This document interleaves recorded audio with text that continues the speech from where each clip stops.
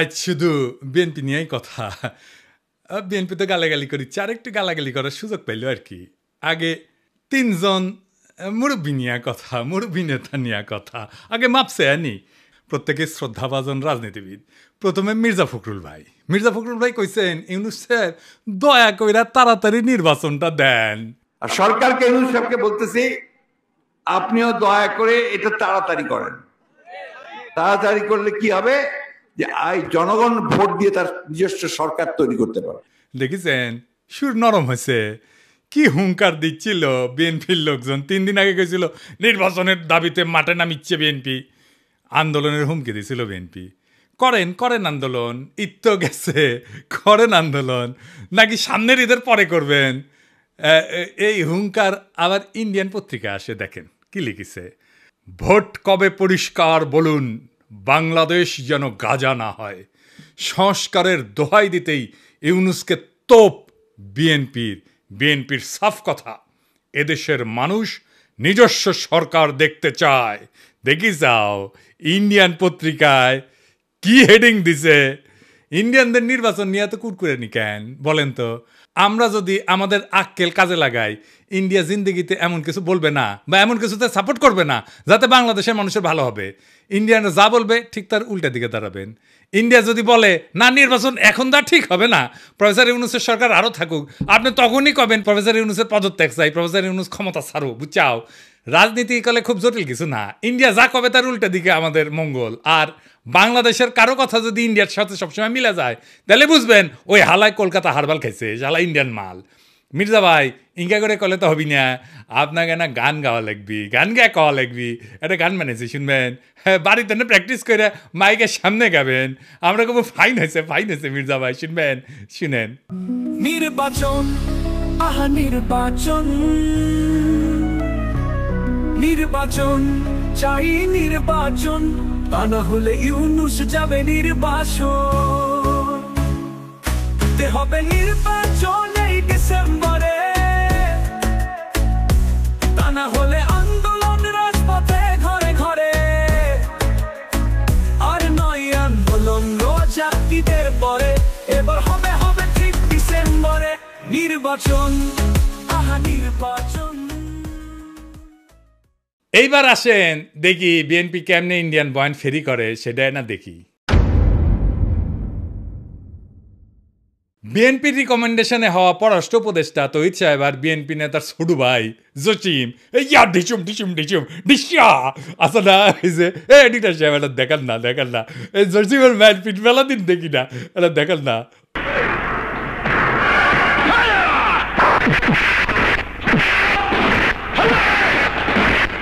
আর দেখি যাও ক্যাঙ্কা হিরোইনছি এই জসিম কইল যে 1971-এর জন্য পাকিস্তানে ক্ষমা চাইতে হবে। তো এটা তো আমি আর ইন্ডিয়ান বয়ান। তো এই পানি পড়া সে কই থেকে আসিছে? ইন্ডিয়া থেকে আসিছে, তাই না? সে একই পানি পড়া মির্জা ফখরুল সাহেব পাইছেন, দেখেন উনি কি বলেন। পাকিস্তান সেনাবাহিনী সেই যে হত্যাযজ্ঞ করেছিল তার জন্য আজ পর্যন্ত কিন্তু ক্ষমা চায় নাই। গণহত্যা করেছিল, লক্ষ লক্ষ মানুষকে হত্যা করেছিল, তার জন্য পাকিস্তান এখন পর্যন্ত কিন্তু বাংলাদেশের কাছে ক্ষমা প্রার্থনা করে নাই। উনি মনে করেন পাকিস্তান ক্ষমা চায় নাই, অথচ আমরা জানি তিনবার রাষ্ট্রীয়ভাবে পাকিস্তান ক্ষমা চেয়েছে। একবার মন্ত্রী পর্যায়ে, একবার প্রধানমন্ত্রী পর্যায়ে, আরেকবার রাষ্ট্রপতি পর্যায়ে। তো উনি তো বাংলাদেশ সরকারের মন্ত্রী ছিলেন, সে সময় ওনার মনে হয় নাই যে ওনার পাকিস্তান তো ক্ষমা চায় নাই। এখন কেন বলেন? কারণ ইন্ডিয়া বুঝেছে আমরা তোমার ক্ষমতা টেনে দিচ্ছি, এমনি তো হবে না, খরচাপাতি আছে। আওয়ামী লীগ যে সার্ভিস দিত সেটা দাও। কি সার্ভিস? জাহাপনা। মির্জা ফখরুল কইছে পাকিস্তানকে বাম্বু দিবা, ইন্ডিয়া কইছে, তো উনি বাম্বু দিলেন। আচ্ছা এবার বলেন তো এই দল পাকিস্তানের সাথে স্বাভাবিক সম্পর্ক করতে পারবে? ইন্ডিয়া যে ফ্যাসিবাদ চালাইলো কোনোদিন কইছে বিএনপি ইন্ডিয়া ক্ষমা চাইতে? নাকি বলবে জিয়ারে তো খুন করেছে তাই না? এটা কোনোদিন বলিছে?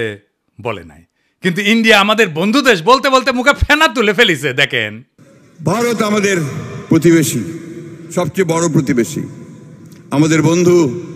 আমাদের যুদ্ধের সময় 1971 যুদ্ধের সময় আমাদের সহযোগিতা করেছিল। আমরা ভারতের কাছে সবসময় প্রত্যাশা করি যে ভারত বাংলাদেশের মানুষের পাশে দাঁড়াবে। যাই হোক মির্জা ভাই, আপনি তো বলেন মুক্তিযুদ্ধ করেছেন, এটি সেই সময়ের গল্প শুনবার চাই। মানে কোটি কোটি যুদ্ধ করেছেন, কোটি ট্রেনিং নিছেন, কারা কারা আপনার সহযোদ্ধা ছিল, কবে অস্ত্র জমা দিলেন, কি অস্ত্র ব্যবহার করেছেন, মানে হাউস আছে কেন পাকিস্তানের উপরে যেমন বিলা, আপনি তো মনে লয় যে সখানিক পাকিস্তানি আমি জয় বাংলা করেছেন, না গল্প করবেন হাউস আছে আমার কলে। চুপি চুপি কই মির্জা ভাই, আপনার উপরে না হেভি স্টাডি করেছি। কেন করেছি জানেন? আপনারা বোঝার জন্যে স্টাডি করে পেয়েছি কি জানেন? না খারাপ কিছু কমু না, আপনার লাইফ হিস্ট্রি কিন্তু ইন্টারেস্টিং। আপনি ঢাকা কলেজের ইকোনমিক্সের টিচার হিসেবে ক্যারিয়ার শুরু করেন, শিক্ষকতার ক্যারিয়ার। পরে ঠাকুরগাঁও কলেজে ইকোনমিক্সের অধ্যাপক ছিলেন, খুবই জনপ্রিয় টিচার ছিলেন, ছাত্ররা আপনার ক্লাস করার জন্য উন্মুখ হয়ে থাকতো, মার্শাল্লাহ। আবার অদ্ভুতভাবে আপনি বাংলাদেশ সরকারের পরিদর্শন এবং আয় ব্যয় পরীক্ষণ অধিদপ্তরের একজন অডিটর হিসেবে কাজ করেছেন। এই প্রফেসর হওয়ার পরে শিক্ষা বিভাগে আবার ডিজি আসিলেন। এমন সেলিব্রেটেড শিক্ষকের জীবন চাইরা অডিটর কেন হইলেন, এটা মিলাইতে পারি নাই। তাই আপনার জীবনের গল্প আপনার কাছ থেকে শোনার ইচ্ছা থাকলো। আমার ক্ষুদ্র ভ্রাতার ভগিনীরা আপনাদের কয়ে রাখি, কারো সম্পর্কে জানতে হইলে এভাবে ডিক করবেন, খুঁড়বেন, তারপরে তাই আপনি ভালো তার ডিল করতে পারবেন। যাই হোক, এবার আরেক বিএনপির সিনিয়র নেতারে নিয়ে আলাপ করি।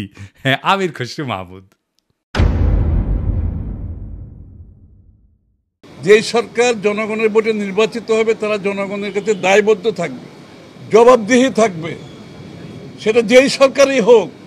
কোনো মহামানবকে বাংলাদেশের দায়িত্ব দেওয়ার জন্য বাংলাদেশের মানুষ নির্বাচনে, এই বাংলাদেশের মানুষ আন্দোলন সংগ্রাম করে নাই, ত্যাগ স্বীকার করে নাই।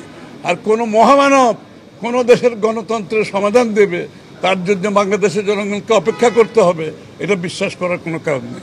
আমির খসরু ভাই উনি কইছে, নির্বাচিত সরকার জবাবদিহি করবে জনগণের কাছে, কোনো মহামানবকে ক্ষমতায় বসানোর জন্য বাংলাদেশের মানুষ আন্দোলন সংগ্রাম করে নাই, ত্যাগ স্বীকার করে নাই। উনি ত্যাগ স্বীকার করেছেন, ওটা ত্যাগ স্বীকারটা এটা দেখে আসেন। হ্যাঁ, আমির খসরু ভাই আপনি তো ডিসেন্ট মানুষ, আশা করি আপনি ক্ষমতায় গেলে তো বটেই, ক্ষমতায় যাওয়ার আগেও জবাবদিহিতা করবেন, তাই না? আচ্ছা আমির খসরু ভাই, এই যে হোটেল সেরিনা আপনার ছিল তো না? এখন আপনি কইবেন যে আমি মালিকানা ছেড়ে দিছি, কথা সত্য মানলাম, আপনি মালিকানা ছেড়ে দিচ্ছেন। কয়টা জিনিস বলেন তো, যে জমিটা যার উপরে দাঁড়িয়ে আছে হোটেল সেরিনা, এটা তো চট্টগ্রাম স্টক এক্সচেঞ্জের জমি, তাই না? ওই সময় আপনি চট্টগ্রাম স্টক এক্সচেঞ্জের চেয়ারম্যান ছিলেন, তাই না? তো কি কি হয়েছিল আমি বলি খসরু ভাই, কিছু মনে করেন না, আমার কনফিউশন হয়েছে, কনফিউশন দূর করে দাও আপনার দায়িত্ব। আপনি বিএনপির অতি গুরুত্বপূর্ণ নেতা, আপনি জবাবদিহিতার কথা বলেন, আপনার দলের হাতে রাষ্ট্রের দায়িত্ব যাবেন, আসেন কি কি হয়েছিল দেখি, কোথাও ভুলে নিলে ধরে দেন, তাই না? মানুষের ভুল বোঝা ঠিক না আপনারে, তাই না? 1995 থেকে 2001 সাল আপনি তখন, এটা আওয়ামী লীগের আমল, আপনি তখন চট্টগ্রাম স্টক এক্সচেঞ্জের চেয়ারম্যান ছিলেন। এই সময় রাজুক থেকে ঢাকার Banani road number 17 plot number 27 Chittagong stock এক্সচেঞ্জের টাওয়ার নির্মাণের জন্য কেনা হয়, মাশাআল্লাহ। কিন্তু সমস্যাটা হইতেছে, ভবিষ্যতে এই জমি আপনার ব্যক্তিগত মালিকানায় পরিণত হবে। কেমনে হবে? এটা বিশাল স্টাডির ব্যাপার, মেলা সময় লাগিছে কলে। এমন কঠিনভাবে এটা খাইছেন আপনি, মাশাআল্লাহ, জটিলভাবে খাইছেন কলে আপনি। এটা আপনার আমার স্যালুট জানানো লাগে। যদি এরকম জমি জমার লোভ টোপ থাকলে হইনি না আমি কল আপনার ছাত্র হইলাম নি। কি চমৎকারভাবে যে আপনি খাইছেন এটা। তো জমিটা পাইছেন, রেজিস্ট্রেশন হয়নি এখনো রাজুক থেকে। তো 25 সেপ্টেম্বর 1999 সালে 74তম বোর্ড মিটিংয়ে চট্টগ্রাম স্টক এক্সচেঞ্জে সিদ্ধান্ত হয় যে প্লটটা ডেভেলপারকে দেবেন। ডেভেলপারটা ঠিক করে ফেলেন, আপনার নাম হচ্ছে গোলাম সারোয়ার। মুশকিলটা হইতেছে উনি আপনার ভগ্নিপতি। তখন প্লটের রেজিস্ট্রেশনই হয় না। রেজিস্ট্রেশন হওয়ার আগে আইনত আপনি ডেভেলপার নিয়োগ দিতেই পারেন না। আপনি ডেভেলপারকে নিয়োগ দেন ওই মিটিংয়েই, এটা একটা প্রক্রিয়ার লঙ্ঘন, কারণ এটা তো আপনার ব্যক্তিগত প্রতিষ্ঠান না। 19 জানুয়ারি 2000 সালে রাজুকের সাথে রেজিস্ট্রেশন হয় আপনার চট্টগ্রাম স্টক এক্সচেঞ্জের। আপনার চেয়ারম্যান থেকে নিজের ভগ্নিপতিকে ডেভেলপারের দায়িত্ব দিতে পারেন? হ্যাঁ, আপনি মুরব্বী মানুষ, জিজ্ঞেস করলাম আর কি। মানে ধরেন আমি যদি কখনো চট্টগ্রাম স্টক এক্সচেঞ্জের চেয়ারম্যান হই, আমি কি আমার ভগ্নিপতিরে স্টক এক্সচেঞ্জের জমিতে বিল্ডিং বানানোর জন্য ডেভেলপার হিসেবে নিয়োগ দিতে পারবো নাকি পারবো না? এরা কয়া দিলেন আর কি, এনে শুনলাম মুরব্বী মানুষ না। আচ্ছা, এইবার 15 নভেম্বর 1999 75তম বোর্ড মিটিং, মানে একটা পরেই আর কি, এখানে সিদ্ধান্ত হয় যে গোলাম সারোয়ারের সঙ্গে চুক্তি হবে যে চট্টগ্রাম স্টক এক্সচেঞ্জকে উনি বেসমেন্ট এবং 5টা ফ্লোর দেবেন, মানে 6টা আর কি। ভালো কথা, এই 5টা ফ্লোরের কথা মনে রাখেন, বেসমেন্ট সারা 5টা। হ্যাঁ, এরপর 13 ফেব্রুয়ারি 2000 সালে চট্টগ্রাম স্টক এক্সচেঞ্জের বোর্ডকে পাশ কাটায় স্টক এক্সচেঞ্জের সিইও ওয়ালিউল মারুফ মার্টিন এবং গোলাম সারোয়ার, আপনার ভগ্নিপতি, এই দুইজনের মধ্যে একটা আনরেজিস্টার্ড চুক্তি হয়, যে চুক্তি কখনো রেজিস্ট্রেশন হয়নি। আপনি আগে বোর্ডের মিটিংয়ে ডিসিশন নিয়েছিলেন 5টা দিবেন ফ্লোর, এইখানে আপনি লিখলেন 4টা ফ্লোর দিবেন, এটা কমে গেল আর কি। এইটা অবৈধ চুক্তি এবং জালিয়াতিপূর্ণ চুক্তি। এইখানে পেনাল কোড 467, 468 এবং 471 ধারা লঙ্ঘন হয়েছে, হ্যাঁ, আইনের ভাষায় কইলাম আর কি। তো 74 এবং 75তম বোর্ড মিটিংয়ে গোলাম সারোয়ারকে ব্যক্তিগতভাবে ডেভেলপার হিসেবে নিয়োগের আলোচনা হয়, কিন্তু সিইও যে সিগনেচারটা করলো না যে 4টা মিটিংয়ে, ওইখানে হোটেল সারেনার মালিক হিসাবে তার সাথে এগ্রিমেন্টটা হইল। সারেনাকে তখন হয়নি যখন আপনি বোর্ড মিটিং করেছেন, বুঝছাও। তো এই সিইও ওয়ালিউল মারুফ মার্টিন সে বোর্ড মিটিং উপেক্ষা করে সারিনার সাথে একটা চুক্তি করল। সে কি পারে? হ্যাঁ, পারে না, তাই না? যাই হোক, স্টক এক্সচেঞ্জের তরফ থেকে আনুষ্ঠানিক বা বৈধভাবে সারিনাকে কোনো দায়িত্ব দেওয়া হয়নি, তাই না? হ্যাঁ, বোর্ডকে পাশ কাটায় যে আপনি সারিনাকে দায়িত্ব দিলেন, এটা আপনি পারেন না। এরপর 23 মে 2000 সালে গোলাম সারোয়ার, মানে আপনার ভগ্নিপতিরে একটা পাওয়ার অফ অ্যাটর্নি দেওয়া হয় যাতে জমি বন্ধক দেওয়া, আর্থিক ক্ষমতা দেওয়া হয়, কিন্তু ওইটাতে আবার কোনো ফ্লোর বন্টনের উল্লেখ নাই। এই চুক্তিতে বোর্ড অনুমোদনেরও উল্লেখ নাই। 10 জুলাই 2000 সালে আপনি এবং বাদী আপনার স্ত্রী সারিনার 50% শেয়ারের মালিক হয়ে যান, কিনে নেন আর কি। কি টাকা দিচ্ছেন কে জানে। হ্যাঁ, ভগ্নিপতিকে রাস্তা তৈরি করে দিচ্ছেন, এখন নিলেন শেয়ার। 2010 পর্যন্ত হোটেলের মালিকানা ছিল আপনার। এইভাবে প্রাতিষ্ঠানিক সম্পদকে পারিবারিক ব্যবসায় রূপান্তর করে ফেললেন। এটা একটা জ্ঞাত ষড়যন্ত্র, ইংরেজিত কয় ক্রিমিনাল কনস্পিরেসি। ইংরেজিত যেহেতু কইছে, ঠিকই কইছে। হ্যাঁ, 20 নভেম্বর 2004 সাল রেজিস্ট্রেশন হয় জমিটার গোলাম সারোয়ারের নামে। অদ্ভুত ব্যাপার। তবে দলিলে সম্পূর্ণ ভবনের উল্লেখ নাই, দামে ব্যাপক গরমিল দেখানো হয়, এটি সরকারকে রাজস্ব ফাঁকি দেওয়া হয়। দলিলে প্রকৃত দাম না দেখানো পেনাল কোডের 420 সিটিং এই ধারার আওতায় পড়ে। এইবার ভবন নির্মিত হয়, আলহামদুলিল্লাহ। জিলাপি টিলাপি খাওয়া হয়, বিলার টিলার দেওয়া হয়। ভবনের অনুমোদন ছিল কত? 15 তলার। আপনি ভবনটা বাড়াইছেন কত? 20 তলা, 5 তলা এক্সট্রা, 12 হাত কাকুরের 13 হাত বেশি দেখেছি না, সেরকম 15 তলা অনুমোদিত বিল্ডিংয়ের 20 তলা হয়ে যাওয়া দেখলাম আমরা। এটা রাজুকের নিয়ম ভঙ্গ কইরা অবৈধ নির্মাণ, নগর উন্নয়ন আইনের গুরুতর লঙ্ঘন। আর চট্টগ্রাম স্টক এক্সচেঞ্জকে 4টা ফ্লোর পরে এটা কমায় 4টা করা হয়েছিল না, সেটা আসলে যে অতিরিক্ত ফ্লোর বানায় দুটো থেকে দেওয়া হয়েছে। মানে মাছের তেলে মাছ ভাজিছেন, পুরা বিল্ডিং আর জমিন মালিক হয়ে গেছে আমির খসরু মাহমুদের পরিবার। বুঝিছাও মজার এই দারুণ চালাকি কইরা এমন একটা জায়গায় আপনি সম্পদ বানাইলেন, কি ফাইন সিস্টেম কইরা। আচ্ছা, খালেদা জিয়া এতিমখানার টাকা সরান নাই, টাকা ব্যাংকে ছিল, কিন্তু উনি নাকি নিয়ম মানেন নাই, তাই উনারে জেলে নিল হাসিনা। আপনার নামে কেন কোনো মামলা হইল না? আপনি তো বলেন আপনার মালিকানা নাই। মালিকানা ছিল তো ওই সময়, এক সময়, তাই না? ওই মালিকানার কি আপনি নিতে পারেন? আপনি ডিউ ডিলিজেন্স করেছিলেন, করেন নাই। আপনি জানতেন না 15 তলার পারমিশন নিয়ে 20 তলা বানানো হয়েছে? হ্যাঁ, তাও তো শেয়ার কিনেছেন। আপনার তো ডিউ ডিলিজেন্সই ধরা পড়ে যাওয়ার কথা। এই সারিনাতেই তো আপনি আবার ফার্মের বাসায় দান্দিক বোকা চোদাদের নিয়ে মিটিং করেন, কমিউনিস্টদের নিয়ে। ইনভেস্টমেন্ট সামিটের টাইমেও মিটিং করেছিলেন। আপনার কি প্রফেসর ইউনুসকে জবাবদিহিতার কথা বলা মানায়? আমি খুশি ভাই। হ্যাঁ, আগে দেখতাম মানুষ রাজনীতি করতে এসে গরিব হয়, বাংলাদেশে দেখতেছিস খালি সবাই বড় লোক হয়, বড় লোক হয়, বড় লোক হয়, টেকায় খালি টেকা। আমির খসরু ভাই, এটাই সমস্যা কি? সমস্যা হচ্ছে টেকা কামানোর জন্য রাজনীতি যদি কেউ করে, তার মাথার তো খালি টেকা আর ধান্দা ঘুরবি। রাষ্ট্র তো একটা হিউজ রিসোর্স, তাই না? ওই রিসোর্সের মালিকানা নেওয়াটাই কি রাজনীতি?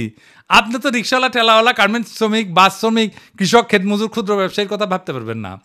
দল মুরুক্ষ সদাদের পাইবেন, আইসা গালাগালি করবে। শীর্ষ নেতারা মেদিনীপুরের ভাষায় কথা বলবে, আর মুরুক্ষ সদাদের আইসা আমার মালওয়ান করবে, গালি দিবে। সব আর্কাইভ করা আছে। ইলেকশনের আগে গালির কোলাস কইরা কোন নেতার সাথে ওই মুরুক্ষ সদা ছবি তুলিছে, সেগুলো দিয়ে এপিসোড বানাবনি, মিলিয়ন মিলিয়ন দেখে দেখবি, ফ্রি ক্যাম্পেইন করে দিব। আমি কিছু ভাই আমি তো আমার শেষ হয়নি কথা, এটা কেস স্টাডি লিখেছি আপনার সারিনা কেলেঙ্কারি নিয়া, এই কিচ্ছা একাডেমিয়াতে ঢুকাই তুমি খালি আওয়াজ দিচ্ছি না, আমার কথাবার্তা হয়ে গেছে কলে ফাইনাল। কেস স্টাডির নাম দিচ্ছি কি জানেন? The hotel Sarina controversy, conflict of interest and abuse of power in Bangladesh. এটা মেলা জায়গাত পড়ানো হবি, এটা কর্পোরেট গভর্নেন্সে পড়ানো হবি, কনফ্লিক্ট অফ ইন্টারেস্টে পড়ানো হবি, ম্যানেজমেন্টে পড়ানো হবি, পলিটিক্যাল সায়েন্সে পড়ানো হবি, কোনটি না কতগুলো জায়গায়। আর দিন সাথে যাবি ফাইনাল করার জন্যে, আপনি বিখ্যাত হয়ে যাবেন। কইছিলাম না আমাকে লেরো না, হ্যাঁ কাকে লেরতে কাকে লেরে ফেলেছেন। এবার মির্জা আব্বাস ভাই, মির্জা আব্বাসের ভাবিছিলাম কিছু কমু না, এরে ওরে দিয়া মেসেজ পাঠায় আমি যেন আর কিছু না কই, আমি যেন তারা না ধরি। আবার নিজে তার দলের কর্মীদের লালায় দেয়, কয় নাকি সোজা হয়ে যাব। শুনেন, আপনারা ফেসবুক চালান নাকি? চালান, জবাব দেন না কেন? জবাব নাকি ফেসবুকের মধ্যে উল্টাপাল্টা কথা রাখে, জবাব দিয়ে দিয়ে এগুলারে সোজা হয়ে যাবে। মিথ্যা কথা বলবেন, অপপ্রচার করবেন, অপকথা বলবেন, কথা বলবেন, কুকথা বলবেন, একটা মানসিক চরিত্র হরণ করবেন, এগুলো কি ভাই? আমরা রাজনীতি ছেড়ে দেবো, আপনারা একটু দেশে আসেন, আপনাদের অনেক জ্ঞান, আপনাদের অনেক বুদ্ধি, আপনাদের জ্ঞান বুদ্ধি আমাদের অনেক প্রয়োজন। আপনারা দয়া করে দেশে আসেন, বুদ্ধি দেন, কথা বলেন, কাজ করেন, মেনে নেব। আমরা রাজনীতি করবো না, আপনারা আসেন না। দেশে আসেন, দেশে আসেন, এই কথাটা আপনার দলের ভারপ্রাপ্ত চেয়ারপারসনরা কইতে পারেন না? আমি কি দেশে গেলে আমরা প্রাইম মিনিস্টার বানাবেন? ভারপ্রাপ্ত চেয়ারম্যানরা তো প্রাইম মিনিস্টার বানাবেন, আমারও তো বানাবেন না। দেশে আমারে ডাকেন কেন? উনারে ডাকেন। কয়দিন আগে কইছিল না সংস্কার করলে ছুঁড়ে ফেলে দিবি, আবার কি কইছে? আমি কখনো কই নাই। 2 দিনে কথা ঘুরে ফেলছে। কে সোজা হয়ে যায় দেখি চাও কে সোজা হয়। হ্যাঁ, দেশে দাগ ইচ্ছে যে ভাবিচ্ছে যে দেশে গেলে দাবরানি দিবি, আমার দাবরানি কেমনে দিবি জানেন? এই যে তার দলের নেতা স্কুল শিক্ষকের কলজা টেনে ছিঁড়ে ফেলাতে চায়, দেখি চাও।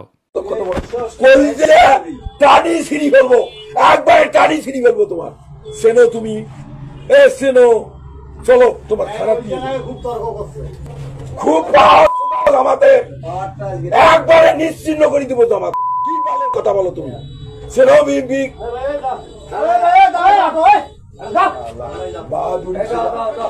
তোমার নামে আমি মামলা দেবো।